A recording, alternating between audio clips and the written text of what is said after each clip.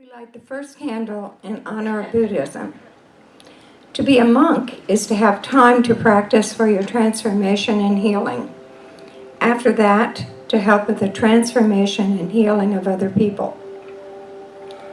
We light the second candle in honor of Taoism. Knowing others is intelligence.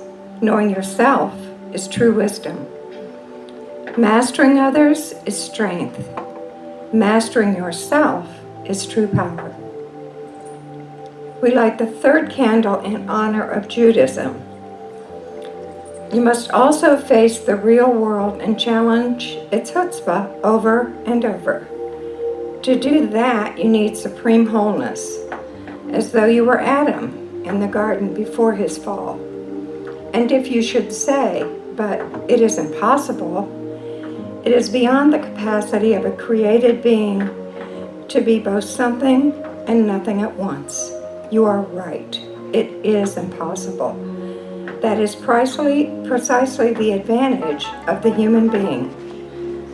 That is why God created you, to join heaven and earth, nothingness and being, to make the impossible a reality. We light the fourth candle in honor of Christianity.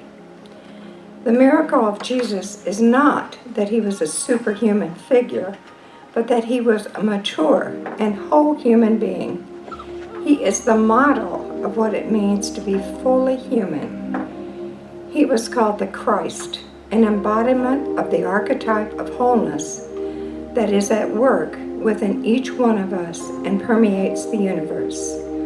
The goal and the fulfillment of our lives and ultimately the collective life of humanity is to come to maturity, to the measure of the full stature of Christ, as set in Ephesians 4:12. We light the fifth candle in honor of Islam. Muslims constantly are reminding that engaging to create a more humane world is required.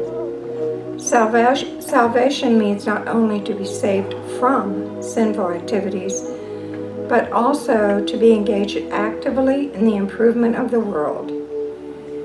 Becoming a morally upright person is possible only through morally informed conduct. We light the sixth candle in honor of the Native American traditions. Treat the earth and all that dwell within with respect. Remain close to the Great Spirit. Show great respect for your fellow beings. Work together for the benefit of all mankind. Give assistance and kindness wherever needed. Do what you know to be right. Look after the well-being of mind and body. Dedicate a share of your efforts to the greater good. Be truthful and honest at all times. Take full responsibility for your actions. We light the final candle in honor of the Wicca tradition. The goddess within has many names. She is the great goddess, the mother goddess, the star goddess. She is the ground of all existence. She is the pregnant void that exists in the blackness between the stars and beyond the subatomic particles. She is the quantum field of all potentiality, the mother of everything that has taken form in this universe. Reawakening her is the spiritual act which can save the physical world. And we awaken the great goddess not only out there, but within each one of us.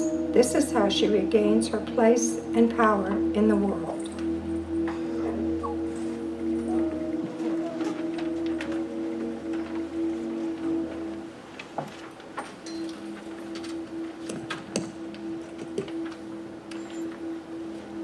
Our reading for today is from Ernest Holmes, Plumbing the Depths of the Mind. No one has ever plumbed the depths of either the conscious or the subjective life. In both directions, we reach out to infinity. And since we cannot encompass infinity, we shall always be expanding and always enlarging our capacity to know and to experience. Our mind and spirit is our echo of the eternal thing itself. And the sooner we discover this fact, the sooner we shall be made free and happy. So please take a moment and let's spend a quiet moment and let these words echo within us. And then we'll come back together in prayer.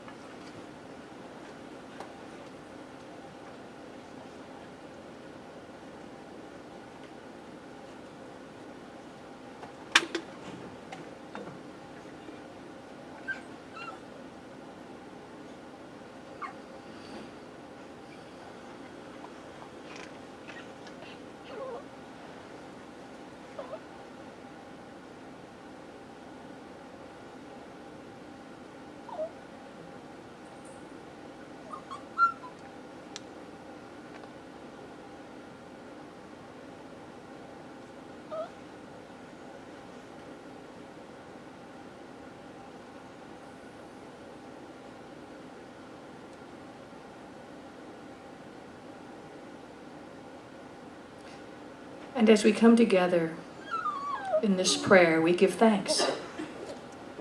We give thanks for this beautiful community of incredibly beautiful beings and the opportunity to come together to know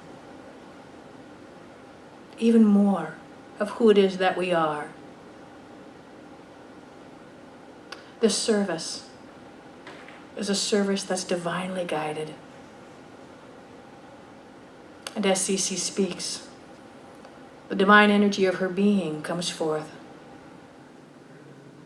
as the divine energy of our beings. Hear what it is for us to hear. We are blessed. This time together is blessed, whether it's us in the sanctuary or our children and our teachers. So for this time we give thanks and we let this time be all that it is meant to be. And together we say, and so it is.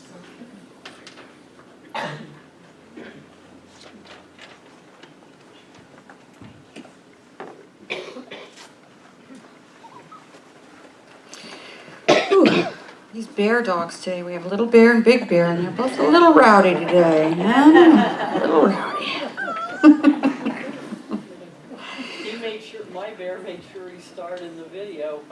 Oh, yes. Yes, absolutely. And he made a political comment last week as I was talking in the celebration after the service. It was hilarious. I was going to go on, and Bear went, oh. I said, well, I don't need to say anything else. I'll just sit down now. It was great. So we have a new month, it's October, and so a new topic, and our topic for October is global transformation through individual transformation. You know, if we want to be a force for transformation in the world, we have to first transform our own minds because it's all consciousness, right? Everything happens in consciousness. And I think we face a lot of the issues we face today as a world because many people have undeveloped consciousness, I guess I'd say. The patterns of their past still control their lives. And I mean, that's true of all of us to a certain extent. But as we begin to transform our consciousness, we begin to sort of cast out the old demons. That's absolutely metaphorical. And live from a new awakened consciousness. And it's what Dr. Ken Gordon talked about last week. You know, there are people way over here who are living from a place of fear and bigotry and paranoia and greed. And then there's the whole batch of people in the middle who kind of follow whichever voice shouts the loudest. And then there are those over here who are seeking to transform their consciousness and the world to evolve, to expand the way that they view all existence. And when this group becomes, their pull becomes stronger, the people in the middle follow, and that's how global transformation occurs. but what we're about here, and I think what we all know, is that transforming our own individual minds is our life's work. It is what we're here to do. We are here to become joyful and happy and abundant and healthy and peaceful and free. As we transform our individual minds, we transform the people around us, the people in our families. We transform the whole world. So transformation of consciousness is a win for everybody. It's a win for everybody. So we're going to be talking about some of the ways in which we practice to transform our consciousness, and some of the ways that it looks to us. And so today I want to talk about two aspects of it. And the first one is that that transforming our consciousness does not require that we sort through everything in our past. It doesn't require that we go through every event and every hurt feeling and all that kind of stuff. The second one is that a transformed mind is one that is open to and relies on intuition, even revelation, and one that trusts and leans into what comes to us through intuition. Chris, what are you doing? Gonna take him outside? He was so quiet, wasn't he? Yeah, he was. He was actually quiet. I thought he better get it out of the way. He was gonna get crazy at some point. Yeah, it's good to take him out. Let him get crazy out there. So as to the first point, we often think that in order to transform our minds, we have to chase down every little thing in there. We have to track all of our neuroses back to their roots, and we have to find out everything that happened to us in childhood. But I don't know about you, for me, that's an impossible task. It's impossible. I cannot remember much of my childhood. It was blocked out because it was painful. And my teenage years were, well, I started drinking, and I continued through my young adult years, and I was drunk. So there's that, right? It's gone. It's gone. It's just gone. I can't bring it back. No one was home taking notes. It's said that everything we go through is stored in the subconscious mind, but if we cannot access it, it's gone. It's effectively gone. It took me years to bring forth one of really formative moments of my childhood, and it would take me the rest of this life and then some to figure out all of the things that are written into the fabric of my consciousness. But the really good news is we don't have to track them all down. We don't have to get in there and unweave and look at them all. All we have to do is look at how our lives are unfolding now and say, what is the belief behind this? What is the belief behind this particular aspect of my life's unfoldment? And then choose what we want to be experiencing in life and commit to it. And here's what happens. Once we head in the direction of living something different, everything in our subconscious that needs to be healed is going to show up to be healed. That's the good news, and it's the not so good news. Because, every step I take towards that it's sort of like whack-a-mole. They keep popping up to be healed. And I'll give you an example. Some years ago, I decided that I wanted desperately, more than anything, to live without the constant carping of the harpy inside my head. I don't know whether any of you have such a voice, but it's the voice that says you aren't enough. You aren't smart enough, you aren't pretty enough, you aren't skilled enough, you aren't trained enough, you aren't ministerial enough, you aren't enough at anything. You know that voice? I decided I wanted to live without her. I wanted to live with love and compassion for myself. And so I did my spiritual practice towards that end. My meditation, my affirmation, my prayer, sacred study, visioning, service, all towards that end. And pretty soon she got really, really loud and constant. There was this, she was calling me names right and left, and pouncing on everything I did as an opportunity for criticism, and bringing up old memories, saying, if you change, danger is going to happen to you. that was a really crucial moment for me, because there was my old way of being urging me to run away, to stop doing whatever I was doing that made this voice get louder, to just go back to doing it the way I had done it. But I chose to see it instead as this opportunity to heal whatever it was showing me. Heal this deep rift within my own being.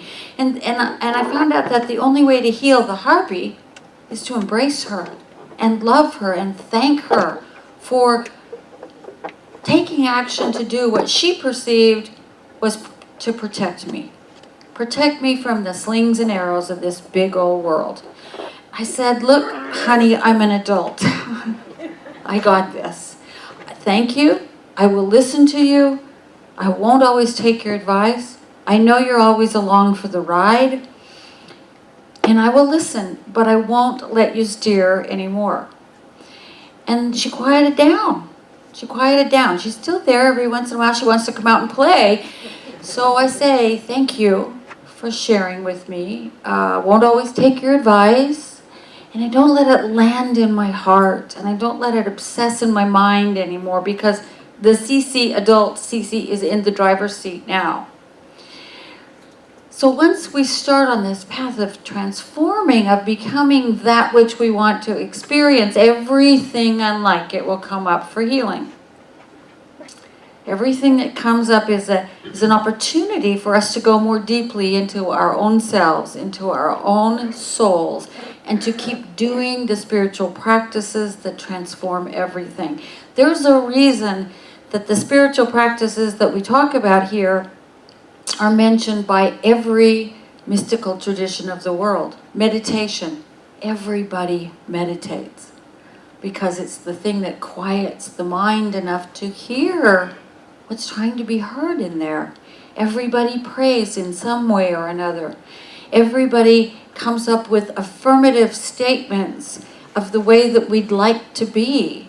Everyone does some form of visioning, and everyone talks about being service as the pathway to transformation. There's a reason. They work, and the way that they work is to bring up for us what needs to be healed, and to slowly transform our old beliefs into new beliefs, so that the affirmation, for example, that I am enough, leads me to a way of being that lets me act from my authentic power, rather than doing what I think needs to be done and then second guessing myself for the rest of the day, week, month, year, whatever it might be, right?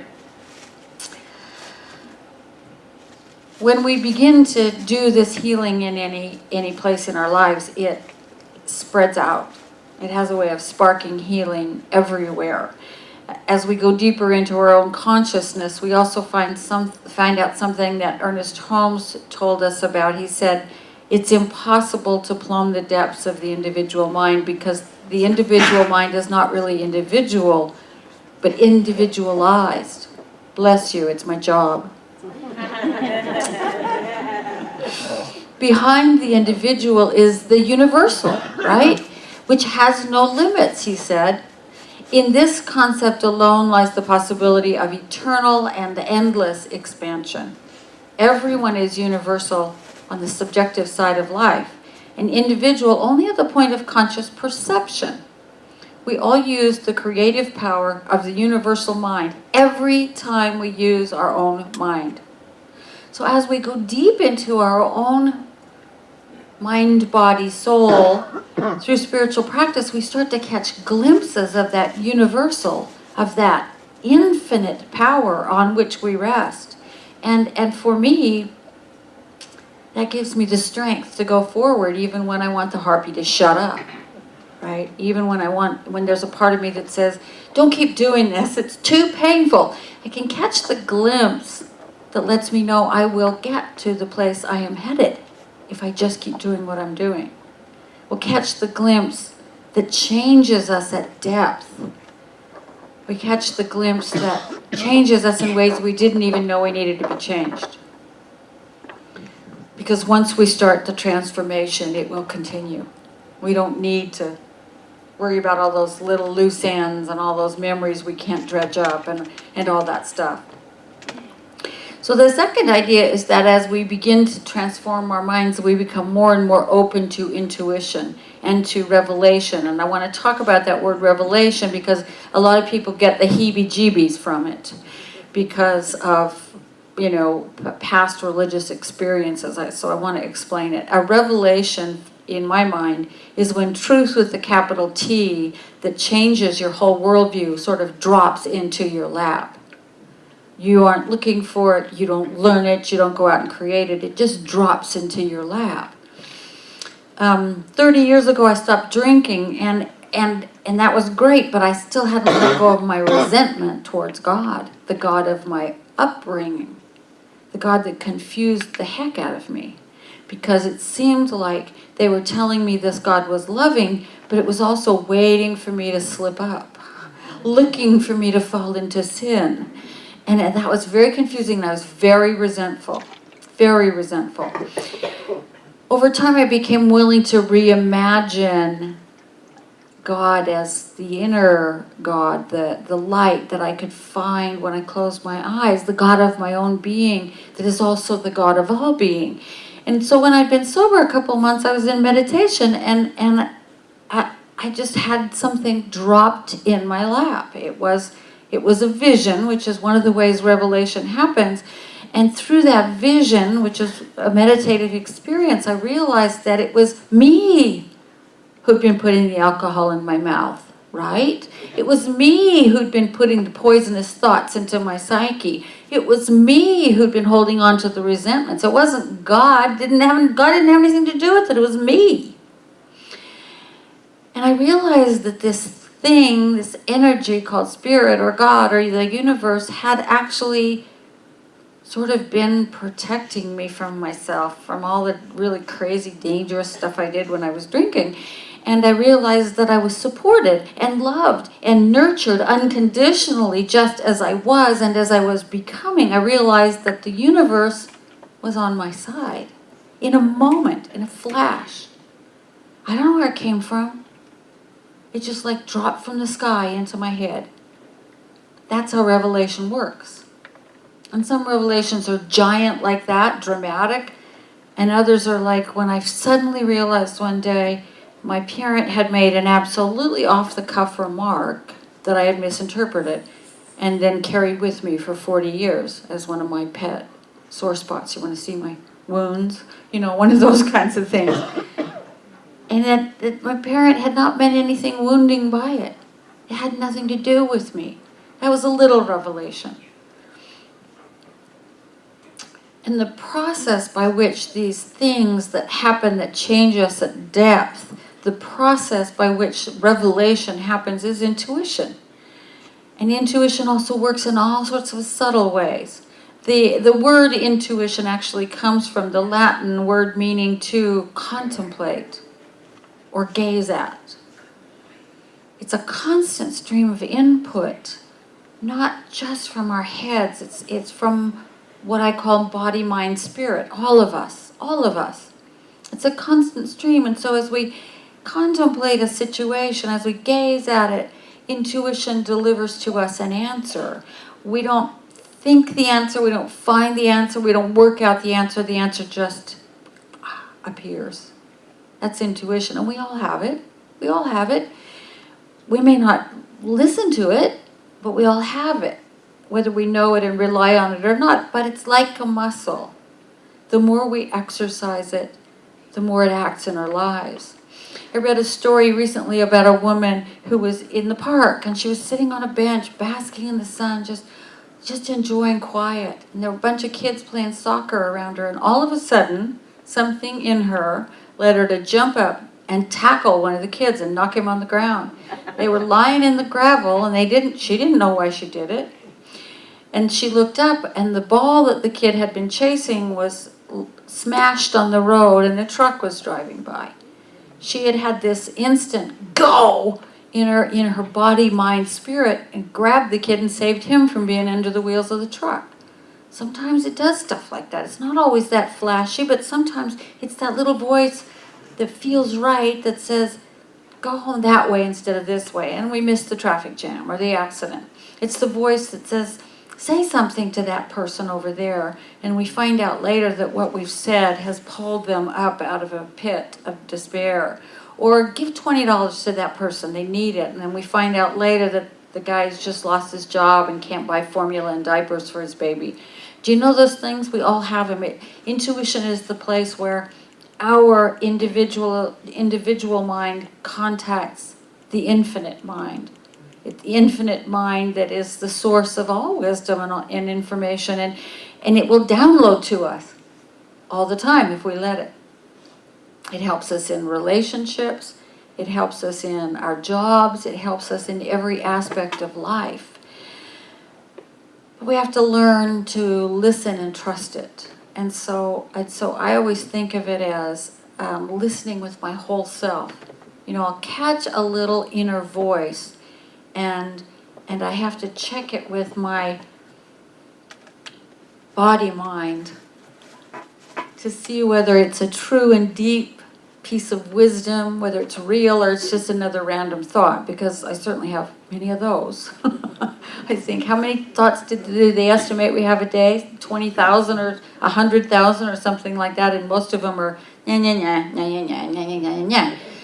So we have to stop and check to see if this is something that feels like, like we ought to pay attention to it. And then there's an inner compass that we all have that will tell us whether something leads to our greater transformation or not. Here's another example. I think I posted some pictures when I went ziplining. And my sister said, you have to go ziplining. You have to go. You'll absolutely love it. And there was a voice in my head screaming, no! You'll hate it. You're going to be scared. You don't like heights. Don't go. And then there was another voice that said, it's all going to be okay. And my solar plexus agreed with that voice, that it was all going to be okay. And my inner compass said, this is one of those silly fears you have. It's time to let go of it. And so I went and I had a wonderful time. I really did enjoy it, with the one exception, when they made me step off into nothingness backwards. And I had to struggle then with the voice that was going, no! And I said, I'm hooked on, I'm good to go, it's all going to be okay. And it was.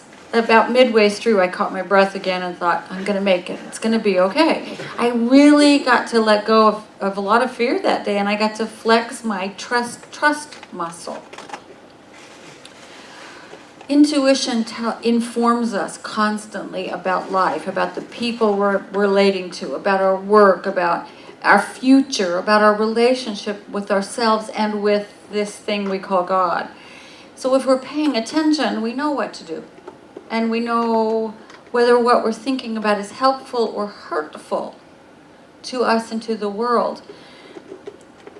And so my invitation to you is simply to start to lean into that intuitive part of you and rely on it and practice with it. If it's something that isn't life-threatening, why not try it and see what happens? I think you'll be amazed. And this whole process of checking with mind, body, spirit happens in a flash once we start to do it. Because it's by leaning into our intuition, it's by learning to trust it and hear it and follow it, that we become transformed. We become reliant on the constant stream of divine energy that's always there for us, the flow of life that's moving through the universe. It's the place we link up to the infinite mind of God. And once we do that, transformation is inevitable. Transformation is inevitable. So let's pray together, shall we? Just let my words be your words. Hear my words as though they were your own. As we simply close our eyes and take a breath together and realize that this breath is the breath of the universe. Realize that this breath fuels the activity of cells and organs that are made up of particles that have been here for 16 billion years. That we are part of an infinite eternal flow of life. And that we are a short-term, this body is a short-term assemblage of ancient stardust. And yet there is something that still flows through us, that flowed through everything since the beginning. This thing we call life, this thing we call God, this thing we call spirit. And as it moves into us and out of us as our breath, we allow ourselves to relax and rely on that stream of life. Knowing that there is only this life, there is only this love, there is only this wisdom that collectively, when we put it all together, we call God, we call spirit, we call the infinite universe. It's the only thing there is. This constant flow of energy and love and peace and joy. And we are part of it. We are made of it. We are its manifestations. And the same is true of everyone, everywhere, of all life, of all creation, because even the particles in seemingly inanimate objects communicate with each other and vibrate and dance this dance of life. It is all one, and we are in it and of it. And so what I know for each one of us is that we say yes to this transformation of mind, and this connection with the infinite mind of the universe that moves us into greater and greater ways of being, that moves us into living from intuition and allowing revelation, that moves us into becoming even brighter points of light than we already are, that moves us into being all that we came here to be, and into doing those things that we came here to do, which can only be done by us. And how grateful I am to know that this community of people is all doing that, every one of us. We are all leaning forward into our own transformation. And as we are transformed, we transform our lives and our jobs and our families and our community and the world.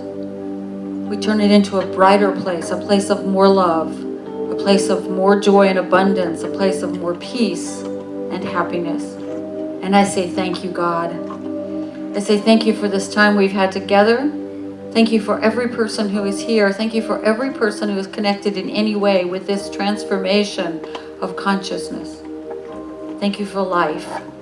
Thank you for life itself. And in this place of gratitude, I simply let go, because I know that greater, infinite mind of God has already said yes. It's already said yes to me. It's already said yes to all of us.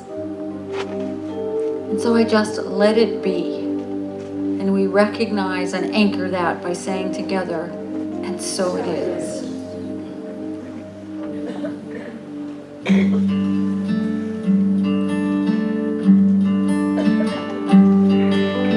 I am just a thread, a simple thread in this glorious web of life.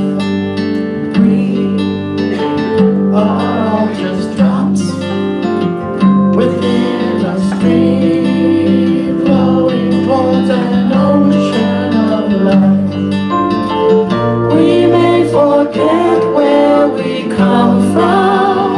We may forget where we're going to. I might not see that you're a reflection of me as much as I'm a reflection of you.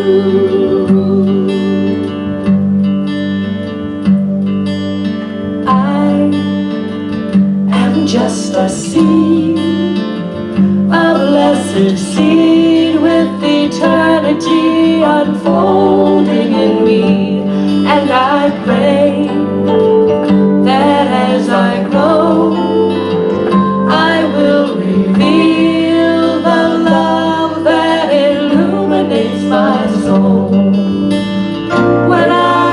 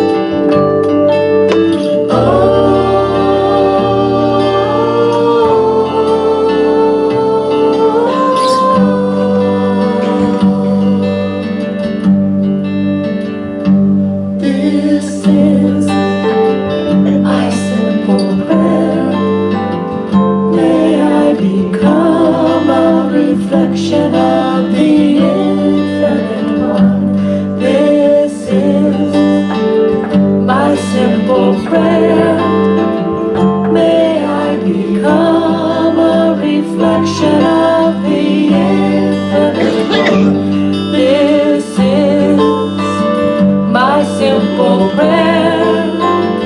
May I become a reflection of the infinite one. This is my simple prayer. May I become a reflection of the infinite one.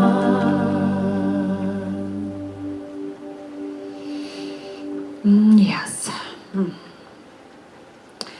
We now have an opportunity to give in support of the work of this center.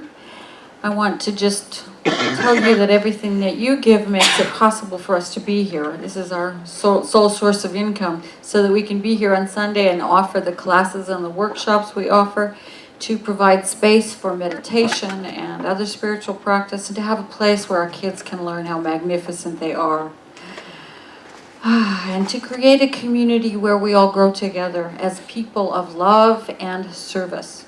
So let's pause and just take a breath and think about all that we have to be grateful for, not only about this center, but about our lives, about life in general. Call to mind all the good things that are in your life and just say thank you for them. Gratitude is a transformational attitude, and it is also that which says to the universe, I like this and I'll take more. And please affirm with me, my heart is open. My heart is open. I give from an open heart. I give from an open heart. I know that as I give, I am given to. I know that as I give, I am given to. And I am grateful. And I am grateful. And so it is. And so it is. Thank you, Becky. Oh yeah, thank you for saying. I just want to say one more thank you for all that were involved in our anniversary celebration last week. It took a village, and the village did amazing things. And I particularly want to thank that lady over there, Jane Robinson. She was so awesome with beautiful decorations and managing all the other stuff that had to happen. It was fabulous. Thank you, Jane.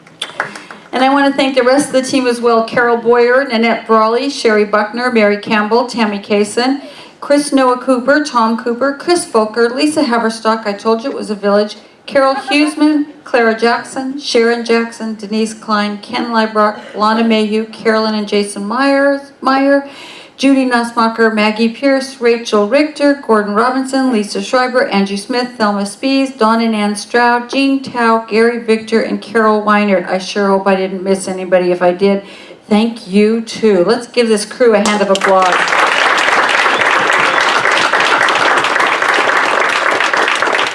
It was just beautiful. And everyone who helped create this celebration, if you didn't already do so, you're invited to choose a candle off the piano. There's a candle and a candle holder in a bag, in each of the bags, as a gift of thank you and appreciation. You could take the love and the light and the joy that we experienced last week during the bruncheon program and carry it out into the world. Be the light. You can carry it out to your community and your friends and just shine it. So they're in on the piano. Kelly O'Keefe and Gary Victor each have an announcement for you.